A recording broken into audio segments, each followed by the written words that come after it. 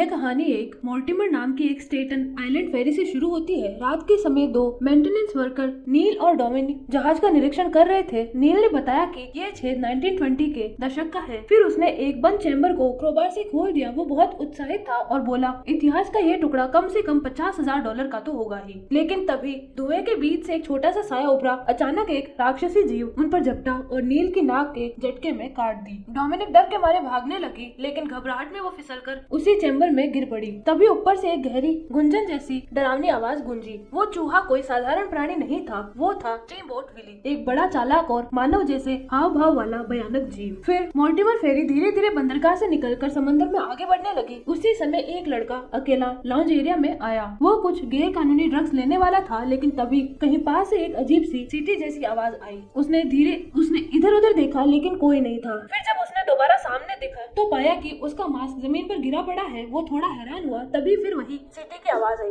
वो मास्क उठाने के लिए आगे बढ़ा, लेकिन मास्क अचानक घूम गया और उसमें टांगे उग गई। लड़के को लगा ये कोई मजाक है। वो गुस्से में मुड़ा, तभी पीछे का दरवाजा अपने आप चरमरा कर खुल गया। वो पलटा तो देखा मास्क अब उस कमरे के अंदर था। डरा हुआ लड़का भागने वाला था कि विली ने अचानक चाकू से उसका टखना काट दिया। लड़का दर्द से कहराता हुआ रेंगता रहा। फिर विली ने जमीन से एक जलती हुई मशाल उठाई और सीधे लड़के के सिर में घोंप दी। इसी बीच एक लड़की सेलेना को टॉयलेट जाना था, लेकिन महिलाओं का टॉयलेट मरम्मत में था। जल्दी में वो पुरुषों के टॉयलेट में घुस गई। अंदर से उसे चबाने जैसी आवाज सुनाई दी। जैसे ही वो पास गई, ईएमटी एम्बर ने उसे पीछे से डरा दिया। एम्बर ने बताया कि उसे सेलेना की स्केच बुक मिली है, लेकिन वो पूरी तरह से भीगी हुई थी। सेलेना ने बिना सोचे उसे डस्टबिन में फेंक दिया और वहाँ से निकल गई, और यही फैसला उसकी जान बचा गया। कुछ देर बाद फेरी के ऊपरी डेक पर लगे स्पॉटलाइट में हलचल हुई। ऑफिसर पैट जांच करने गया। उसे पास ही एक परछाई सी नजर आई। जैसे ही वो पास गया, एक हथौड़े से उसके दाहिने पैर पर वार हुआ, फिर दूसरा वार बाएं पैर पर। दर्द इतना तेज था कि वो खड़ा भी नहीं हो सका। वो घसीटते हुए अपनी गन तक पहुंचने की कोशिश करने लगा, लेकिन तभी हथौड़ा उसके हाथ पर जा गिरा। सेलेना उस समय बाहर हवा का आनंद ले रही थी। तभी उसे किसी की मदद की चीख सुनाई दी। वो आवाज का पीछा करते हुए जहाज के पीछे पहुंची और देखा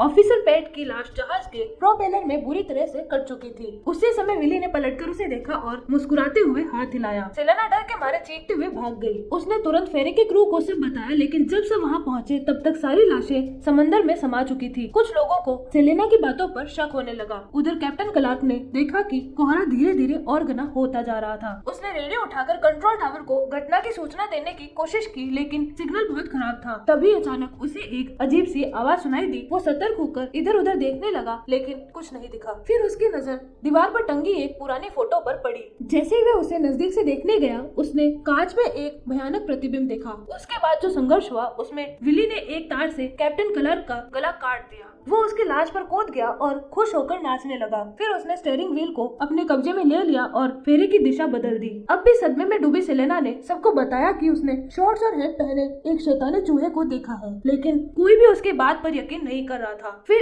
एक डेक कर्मचारी पिट ने उसे समझाया कि न्यूयॉर्क में कुछ भी हो सकता है। तभी फर्स्ट में टॉमी व्हील हाउस गया रिपोर्ट करने, लेकिन वहाँ पहुंचकर उसने देखा कि वह पूरी तरह से एक क्राइम सीन बन चुका है। टॉमी ने तुरंत कंट्रोल टावर से संपर्क करने की कोशिश की, लेकिन सिग्नल गायब था। नेविगेशन सिस्टम भी बिल्कुल बंद हो चुका था। अब वो सब घने कोहरे में पूरी तरह से खो चुके थे। टॉमी ने पिट से कहा कि वो सारे यात्रियों को इकट्ठा करे ताकि हत्यारे की तलाश शुरू की जा सके। उधर दो इन्फ्लुएंसर लड़कियां सोशल मीडिया के लिए वीडियो बना रही थी। उनका तेज म्यूजिक विली का ध्यान खींच लाया, लेकिन साफ था कि उसे इस तरह की लड़कियां बिल्कुल पसंद नहीं थी। उनकी बनावटी मुस्कानें, हर वक्त की सेल्फी और बकबक, विली को सब घिनौना लग रहा था। जब लड़कियां एंगल बदल बदल कर पोज कर रही थी, विली का सब्र टूट गया। वो धीरे धीरे एक बुलडोजर पर चढ़ा और उसे स्टार्ट कर दिया, सीधा उनकी तरफ बढ़ाने लगा। लेकिन जब लड़कियों ने बुलडोजर की लाइट्स देखी तो उन्हें लगा कि ये उनकी वीडियो को और भी शानदार बना देगा। उन्हें बिल्कुल अंदाजा नहीं था कि वो मौत के कितने करीब थी। ये पूरा मंजर एम्बर देख रही थी। वो वहीं से गुजर रही थी। इस मौके का फायदा उठाकर विली वहाँ से निकल भागा। कहीं और क्रू ने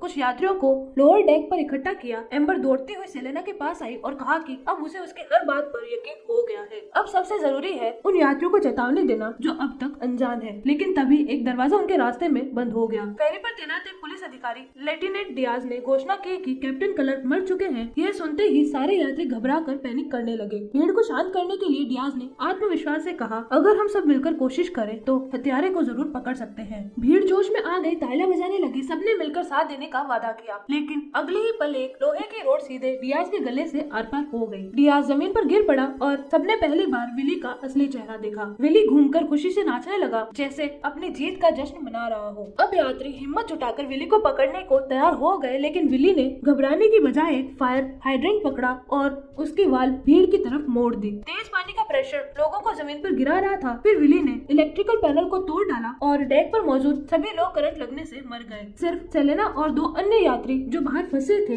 इस नरसंहार से बच पाए। कुछ देर बाद पिट और कुछ अन्य बचे हुए लोग विल हाउस तक पहुँचे। बुरी खबर, टॉमी मारा जा चुका था। अच्छी खबर, चूंकि पिट ने अभी तक अपनी इंटर्नशिप पूरी नहीं की थी, अब वो आधिकारिक रूप से फेरी का नया कैप्टन बन गया। पिट को याद आया कि जहाज के निचले हिस्से में एक इमरजेंसी सप्लाई बॉक्स है, शायद उसमें एक फ्लेयर गन हो जिससे वो मदद के लिए संकेत भेज सके। तभी एक बूढ़ा आदमी बैरी नीचे से ऊपर चढ़ता हुआ आया। डर के मारे कांपते हुए उस आदमी ने कहा वो अर्बन लेजेंड सच थी। जब वो छोटा था उसने स्टीमबोट विली की कहानी सुनी थी। कहानी कुछ यूँ थी कि 1930 के दशक में एक दयालु कैप्टन वॉल्टर को जहाज के गोदाम में एक अजीब सा चूहा मिला था। वो चूहा ऐसा लग रहा था जैसे किसी लैब एक्सपेरिमेंट में विफल हो गया है। वॉल्टर ने उसे गोद ले लिया और नाम रखा विली। फिर वो दोनों इंसान और चूहे की एक परी कथा जैसी जिंदगी जीने लगे। लेकिन एक दिन एक भीषण तूफान आया। वॉल्टर फिसल कर समुद्र में गिर गया और डूब गया। उस दिन के बाद विली अपने सबसे अच्छे दोस्त को खोकर पागल और हिंसक बन गया। अब वो इसी फेरी पर यात्रियों को मारने लगा। अगर लोग खुद अपनी आंखों से इस राक्षस को न देखते तो कोई भी ऐसी पागल सी लगने वाली कहानी पर यकीन नहीं करता। अब उनकी आखिरी उम्मीद थी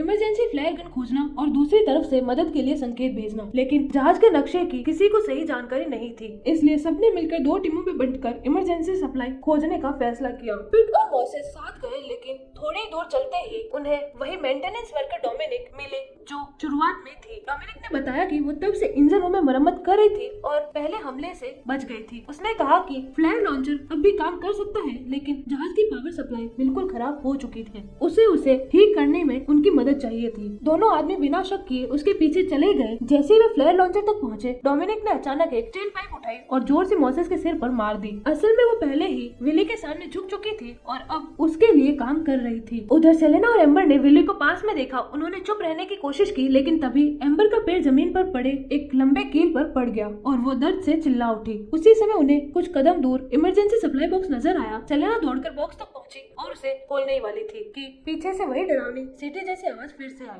जब उसने डरते हुए पीछे मुड़कर देखा, विली मुस्कुरा रहा था और इंसानी कानों से बना एक फूल उसे गिफ्ट करने की कोशिश कर रहा था। सेलेना ने डर से तेज चीख मारी। एम्बर ने मौका नहीं गंवाया और कील उठाकर विली की आंख में घोंप दी। विली दर्द से तड़पता हुआ भाग गया, लेकिन जब दोनों ने इमरजेंसी बॉक्स खोला वो पूरी तरह खाली था। इसी बीच विली इंजन रूम में जा पहुंचा। डोमिनिक ने उसे देखते ही सीधे खड़ी होकर सलाम ठोका। उसने कहा कि वो उसकी आज्ञा मान रही है और उसकी जान बख्श देने की गुजारिश की, लेकिन घायल और गुस्से में तमतमाया हुआ विली उसकी बात नहीं सुनता और उसे पर झपट पड़ा और उसे पूरी तरह काट काट कर मार डाला। मॉसेस ने इस मौके का फायदा उठाया, एक फ्लैश स्टिक उठाई और पिट को पकड़ा दी। उसने कहा अपने बेटे मेटियो को ले जाओ और यहाँ से निकल जाओ। फिर खुद एक फ्लेयर गन उठाई और विली पर निशाना साधा। एक भीषण विस्फोट ने इंजन रूम को हिला दिया। जहाज के नीचे से पानी अंदर भरने लगा। दरवाजे टेढ़े हो गए थे, अब खुल नहीं सकते थे। पिट ने मेटियो को सेलेना की गोद में दिया ताकि वो सुरक्षित रहे। फिर खुद विली से मुकाबला करने लौट गया, लेकिन पानी में विली का पलड़ा भारी था। जल्दी पिट पूरी तरह चुप और शांत हो गया। सेलेना, एम्बर और मेटियो किसी तरह व्हील हाउस में पहुंचे। वहाँ मेटियो को एक पुरानी फोटो मिली जहाँ कैप्टन वॉल्टर और विली साथ में थे। जब उसने फोटो का मोड़ा और कोना खोला तो उस तस्वीर में दूसरी मादा चुहिया भी दिखी जो साफ था कि विली की साथी थी। अब साफ हो गया विली इतने सालों से समंदर में भटक रहा था अपनी खोई हुई प्रेमिका की तलाश में। सेलेना ने अचानक देखा कि मादा चुहिया की ड्रेस का पैटर्न ठीक वैसा ही है जैसा स्लिंग बैग पर बना हुआ है। उसे अब समझ आ गया कि विली ने अब तक उस पर हमला क्यों नहीं किया था। सेलेना को तुरंत विली से निपटने की योजना सूझी। उधर एम्बर ने मेटियो को लेकर डेक की तरफ ऊपर जाना शुरू किया। अब समंदर पर छाया कोहरा धीरे धीरे छंटने लगा था। दूर से एक पेट्रोल बोट ने उन्हें देख लिया, लेकिन ठीक उसी समय फिर से वही डरावनी सीटी जैसी आवाज गूंजने लगी। एम्बर ने एक स्टील की पाइप उठाई और विली से भिड़ गई। संघर्ष के दौरान विली ने उसे जमीन पर गिरा दिया और तभी सेलेना वहाँ पहुंची। मादा चुहिया की तरह सजी धजी। विली उस पर पूरी तरह मोहित हो गया। जैसे ही वो उसके पास आया, सेलेना ने हथौड़ा निकाला और उस पर वार करने की कोशिश की, लेकिन निशाना चूक गया। विली झट से मुड़ा और भाग खड़ा हुआ। सेलेना तुरंत एम्बर की चोटें देखने दौड़ी, लेकिन उसे पता नहीं चला कि विली ने कोने में छिपे मेटियो को देख लिया था। विली ने निर्दयता से बच्चे को समंदर में धक्का दे दिया। सेलेना दौड़कर बचाने गई, लेकिन उसका टखना मुड़ गया और वो खुद भी पानी में गिरते गिरते बची। विली ने स्टील पाइप उठाई। सेलेना को मारने वाला था, लेकिन उसी पर उसे अपनी प्रेमिका की मौत याद आ गई जब वो भी ऐसे समंदर में गिर गई थी। उसने उसे मारने के बजाय सेलेना को खींचकर सुरक्षित किया। फिर विली ने एक गेंदा जैसा फूल निकालकर उसे दिया, जैसे अपनी मोहब्बत जताने की कोशिश कर रहा हो। लेकिन तभी एम्बर फिर से उठ खड़ी हुई और विली का ध्यान भटका दिया। सेलेना ने मौका देखा और कैंची उठाकर विली के सिर में घोंप दी। विली चीखते हुए समुद्र में गिर पड़ा। सौभाग्य से मेटियो ने एक बहती हुई कचरे की टंकी पकड़ ली थी, जिससे वो बच गया। सेलेना ने देखा कि राहत वाली नाव अब और करीब आ गई थी। आखिरकार सभी ने एक गहरी राहत की सांस ली, लेकिन उन्हें इस बात का अंदाजा नहीं था कि किनारे पर बहकर आई कचरे के ढेर में विली अब भी जिंदा था, जरा सा सांस लेता हुआ।